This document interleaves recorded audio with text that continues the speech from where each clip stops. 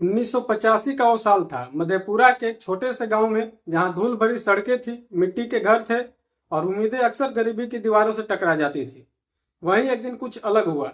एक झोपड़ी के आकार का छोटा सा स्कूल खुला, जिसका नाम था चरवाहा विद्यालय। लोग हंसे, बोले ये क्या मजाक है, भला चरवाहे पढ़ेंगे भी? लेकिन लालू प्रसाद यादव ने कहा, चरवाहा अगर देश का पेट भरता है तो उसे पढ़ने का भी हक है। लालू यादव उस दौर में केवल एक नेता नहीं थे, वो सामाजिक चेतना की आवाज थे। उनका मानना था, जब तक गांव का बच्चा खेत से किताब तक का सफर नहीं तय करेगा, तब तक समाज बराबरी से नहीं खड़ा होगा। इसलिए उन्होंने चरवाहा विद्यालय की नींव रखी।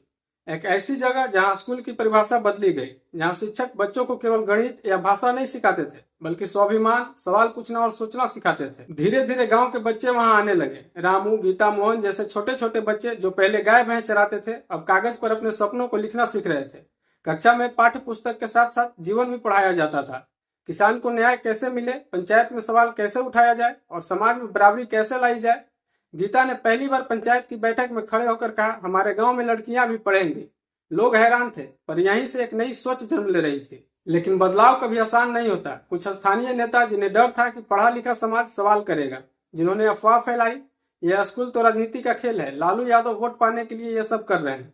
पर शिक्षक और छात्र डटे रहे। बच्चों ने अपनी मेहनत और जिज्ञासा से गांव को दिखा दिया कि शिक्षा किसी की राजनीतिक संपत्ति नहीं है, बल्कि समाज की आत्मा है। 1990 के आते आते वही लोग जो पहले विरोध कर रहे थे, अब अपने बच्चों को उसी स्कूल में भेज रहे थे। पंचायतों में पारदर्शिता बढ़ी, बेटियां पढ़ने लगी और गरीब परिवारों में आत्मविश्वास की नई लहर उठी।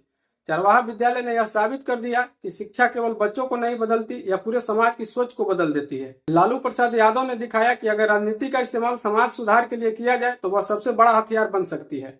चरवाहा विद्यालय एक स्कूल नहीं था, वह समानता, आत्मसम्मान और सामाजिक न्याय का प्रतीक था। और अब 4 दशक बाद वही सोच उनके बेटे तेजस्वी यादव के भीतर भी दिखती है। शिक्षा, रोजगार और सामाजिक न्याय को राजनीति के केंद्र में लाने की कोशिश। तेजस्वी बार बार कहते हैं, अगर हम शिक्षा और रोजगार की लड़ाई नहीं लड़ेंगे तो कोई भी नारा हमें आगे नहीं ले जा सकता।